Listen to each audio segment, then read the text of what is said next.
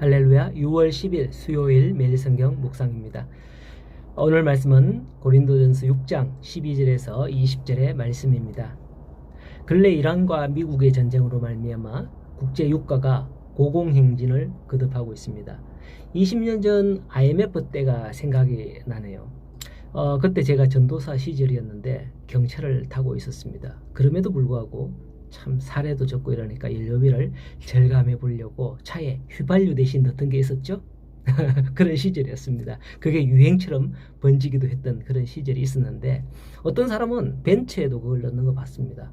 연료값을 아끼려고 넣어서 처음에는 뭐 괜찮아 보였지만은 얼마 지나지 않아 엔진이 망가졌다는 그런 소리를 듣게 되었습니다. 제가 아는 대구에 있는 정비사 분도 말했습니다. 이 차는 이렇게 사용하도록 만들어진 차가 아닙니다 라고 했어요. 마찬가지로 하나님은 사람을 거룩하고 아름답게 창조했습니다. 그러나 창조의 설계와 목적을 벗어나 사용하면 결국 자신에게 상처와 파괴가 찾아오는 거죠. 오늘 말씀에서 바울이 주장하는 게 바로 그것이죠. 고린도 있는 그 사람들은 자유인들입니다. 자유를 갈망하며 어느 누구도 간섭하는 걸 싫어했던 걸까요? 12절에 시작하기를 모든 것이 내게 가하나 다 유익한 것이 아니요 모든 것이 내게 가하나 내가 무엇에든 얽매이지 아니하리라고 합니다. 그들은 모든 게 가하다. 즉 내가 무엇을 해도 내가 생각하는 대로 해도 된다라는 그런 생각을 품고 사는 듯 했습니다. 그래서 그들은 하고 싶은 것에 무엇이든지 얽매이지 아니하고 하고야 마는 그런 사람들이었던 겁니다. 요즘 세상 사람들도 이런 경향이 없지 않습니다. 물론 다 그런 건 아니지만은 일부 사람들의 그런 행위로 말미암아 주위에 눈살을 찌푸리고 고통을 주는 일들이 적지 않죠. 길 가다가 뭐 다른 사람들에게 아무 이유 없이 상해를 입히는가 하면 음주운전을 하고서 다른 사람을 치지를 않나. 심지어 정상적인 사람인 것 같은데 사이코 행위를 하는 이런 이들이 종종 뉴스에 나오는 걸 볼 수 있습니다. 이와 같은 모습이 바로 고린도 교회에 있었던 겁니다. 바울은 당시 고린도 교회 성도들에게 만연해 있던 것 중 오늘 음행에 관하여 지적을 하고 있는데요. 당시 고린도인 하면 음란한 사람들이라고 대표적인 용어가 된다고 했듯이 고린도에는 너나 할 것 없이 이러한 음행이 일반화되어 있었던 거예요.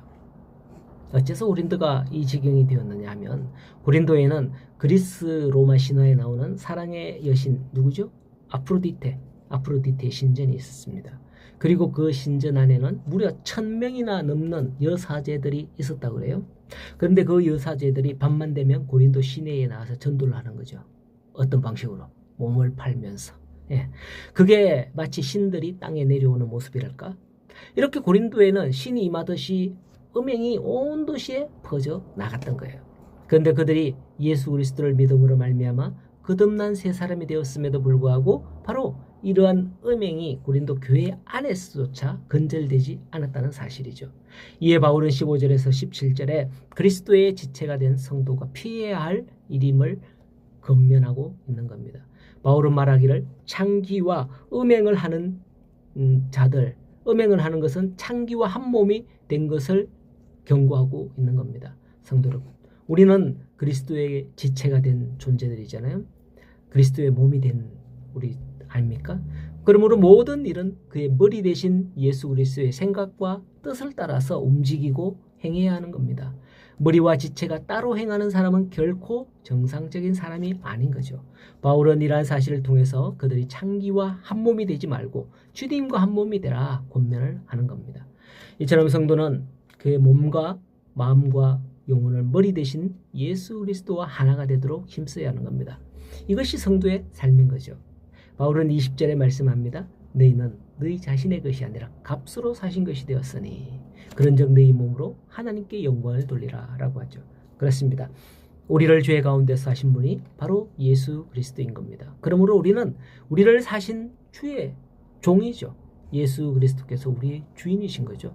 오늘도 이 의미를 깨닫고 나의 주 대신 하나님의 말씀을 따라 살아가는 오늘 복된 하루가 되시기를 간절히 소원합니다.